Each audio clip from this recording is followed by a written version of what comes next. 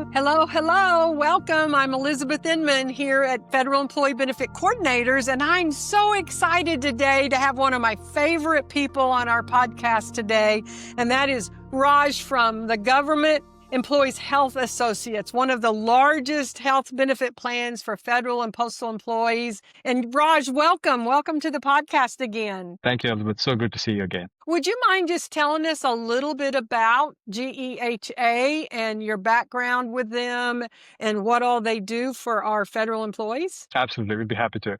So Government Employees Health Association, we've been around since 1937, so 88 years, with an exclusive mission to help federal employees, military retirees, and their families achieve better health through the delivery of medical and dental products. We do that through being a really mission-oriented company by having a large network, 1.7 million physicians and hospitals across the country. We are very proud to say that we are one of the largest providers in this space. We have about 2.3, more than 2.4 million actually members that we serve.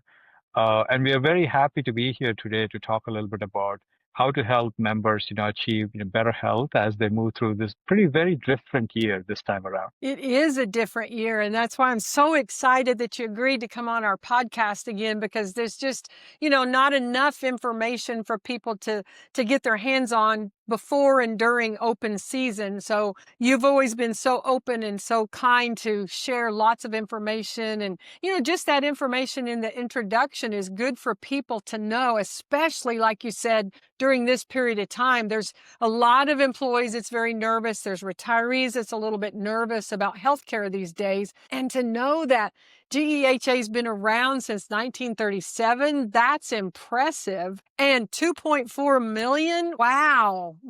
Again, information that I think gives employees confidence when they're making their choices that they're choosing the right one. And I know I shared with you before that when I was a federal employee, I had used your organization for healthcare and was very pleased with it. So thank you so much for that information. So how about if we just start off with a question? Will that work, Raj? Absolutely. And also, thank you for your service. You actually served our nation, being in this space, and we are very happy to serve postal employees, unions, retirees, military veterans. And so you're one of them. So we're very fortunate to have you in this space helping, all of our everybody to understand really how benefits work. So thank you for what you're doing, and let's jump into it. Okay, let's do that. When I was employed, one of my children had asthma really bad, and he averaged the first 6 years of his life somewhere between 5 and 7 hospitalizations a year. And I was one of those ones back in the day. We didn't have all the tools that I'm going to get you to talk about here in a minute available to us. So I literally sat down with the booklets back in those days, did a little spreadsheet all on my own to make sure that I had the right coverage. That is how I ran across G.E.H.A. and was very, very pleased with the results of that. So thank you so much for that acknowledgement and for what you're doing for everybody out there, because this is one of the most critical pieces of an employee's career, and it's certainly one of the most critical pieces once we retire. So thank you also for the service that you're providing. So with that, what are the key factors federal employees, postal employees should consider when selecting a health benefit plan during this open enrollment period that we find ourselves in, especially if their family needs have changed over the past year? So that's the right place to start for us. One of the challenges that we have generally is it's a lot of unknown variables that we deal with when it comes to healthcare. So where we start essentially is really price, and we look at premium and what does it mean for us. However, what I would encourage everyone to start from is think about total cost first, not just the premium, but what are your deductibles? What are your out-of-pocket maximum? Make sure that you have a good sense of what is the total cost that you would have because of all the unknown variables, and forecast out. Play around with some of the tools to see, what would happen if you saw multiple doctors? What would happen if you saw no doctors? The other thing that everybody should look at is, what is your coverage?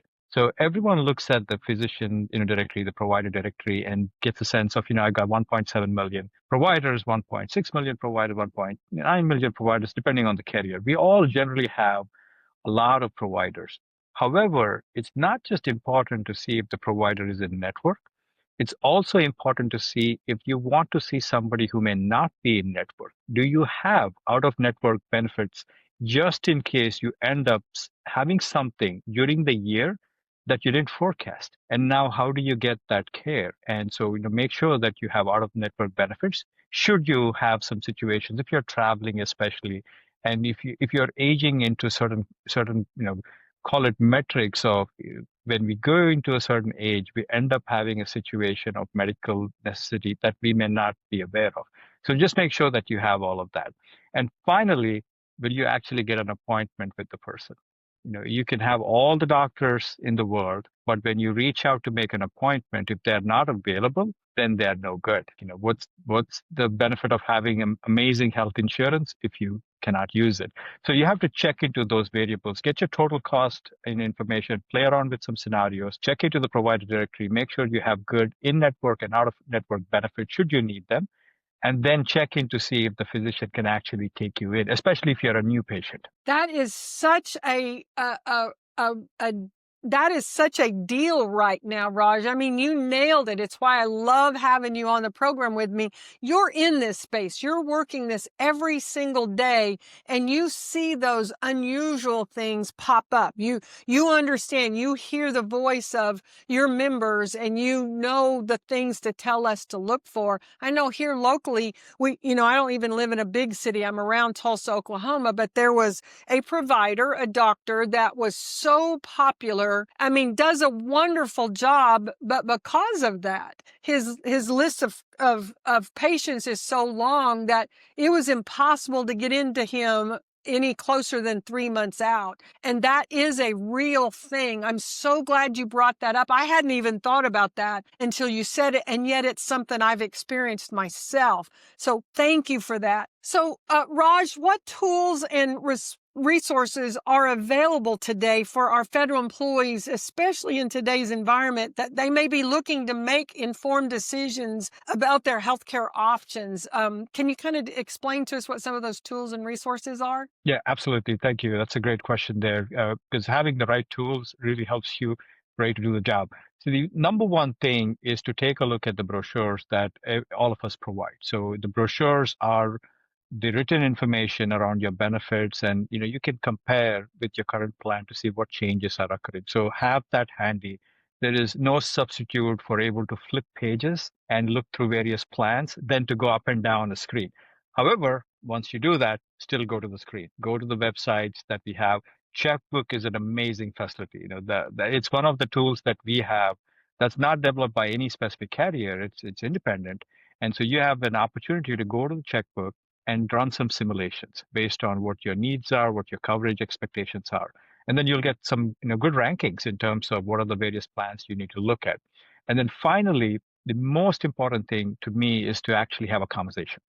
Have a conversation with each of the insurance carriers that you're considering, including your current one, to actually ask, okay, what is changing? I'm in this particular plan and I'm now going into a new plan. If I stay in this plan, and if my same healthcare needs actually occurred, what would the impact be? And have that conversation there. And you may be surprised to know that sometimes your costs may be increasing, or sometimes you don't have the benefits that you previously had.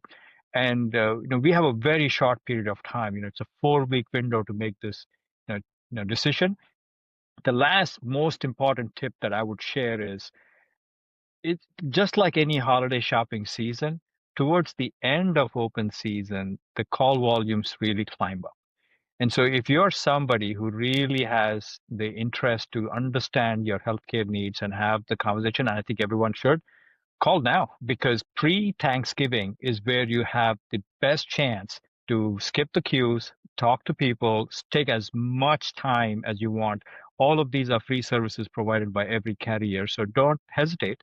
Call, stay on the line, and ask them the question. I saw this in a brochure. I see those on your website. I have this on my plan.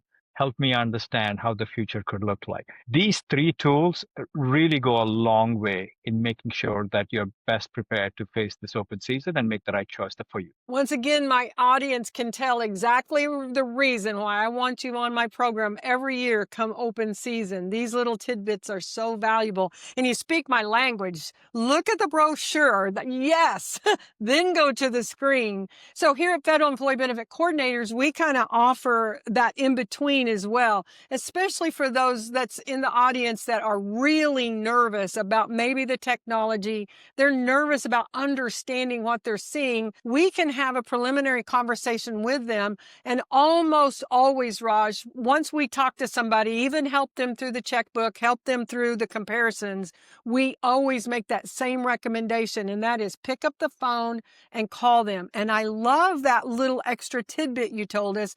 Call during Thanksgiving. This is going to air the week of Thanksgiving, and it'll be a great time for them to hear our broadcast, pick up the phone, make that phone call. So thank you for that. Very good information, Raj. Yeah, So absolutely. how about Appreciate it. I would add no, on each employee, you really need to look at the healthcare that you have as your right. It is, you pay for it and you should demand, just like, any other product that you have. You buy a product and you see it isn't what you expected it to be, you will call customer service there and you will ask the question, and sometimes you may return the product. In our case, you have to do the work ahead of time. So almost simulate it, wherein if you are selecting a specific product and you say, okay, I'm thinking of X product. Before you make the final selection, check into the provider directory. Try to call the doctor to see if they're available. And once you get confirmation that yes, they have an appointment that you can actually take advantage of, then close the deal, then submit in your